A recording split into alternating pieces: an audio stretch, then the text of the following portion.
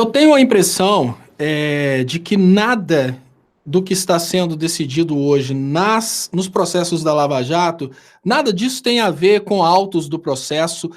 São decisões. O que nós precisamos pensar para a gente conseguir entender como que juízes estão julgando hoje, o que a gente precisa fazer é uma avaliação de como que nós normalmente avaliamos o resultado de nossas atitudes, né? Quando a gente está fazendo regime e vai comer aquele bolo de chocolate, ou então aquele bolo de leite condensado, a gente pensa, além do prazer ocasionado pelo comer o bolo, a gente pensa no engordar também, né?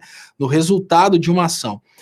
E a gente normalmente coloca peso nas duas coisas. Olha, esse bolo é tão bom que vale a pena comer, é mesmo engordar, e depois eu resolvo isso na esteira depois. Ou então, olha, eu não estou muito afim de fazer academia depois, eu prefiro perder esse prazer de comer esse bolo do que ter que engordar e sofrer com isso depois. Então, cada pessoa coloca pesos nas atitudes de acordo com o resultado daquelas atitudes. Eu falo isso porque o que está em jogo hoje não é necessariamente julgar contra o Sérgio Moro.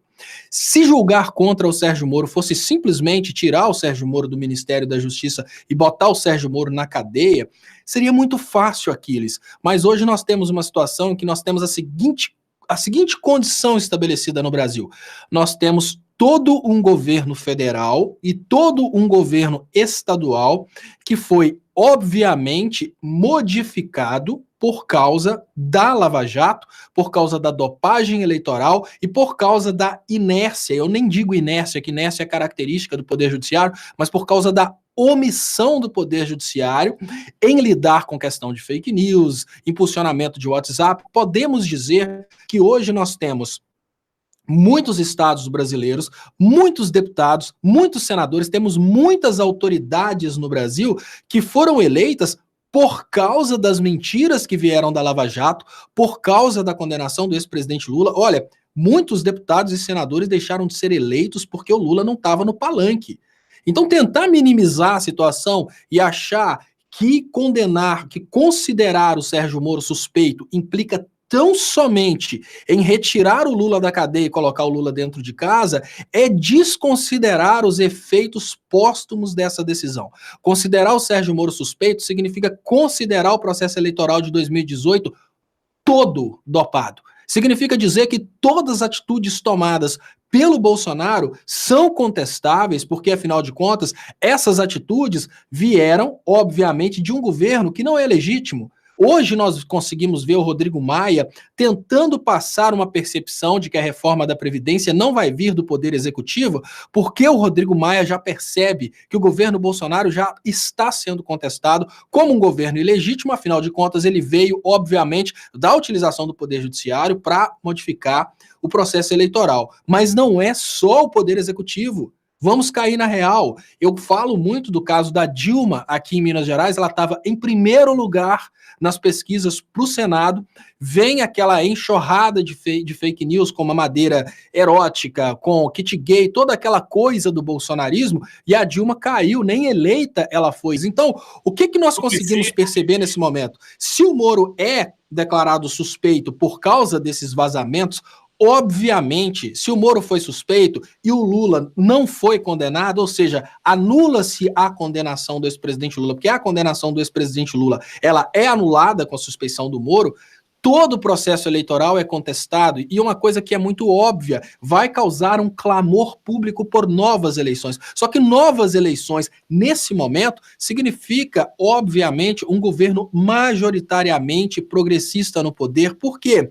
O povo foi exposto a um governo golpista, que é esse governo da moral, dos bons costumes, e ficou bem claro que o PSDB agiu para poder polarizar e modificar o processo eleitoral através da mentira. Esses outros partidos, como o PSL, que são importantíssimos para as reformas, agiram dessa forma. Então, hoje, existe um desespero muito grande no STF sobre as repercussões da liberdade do Lula.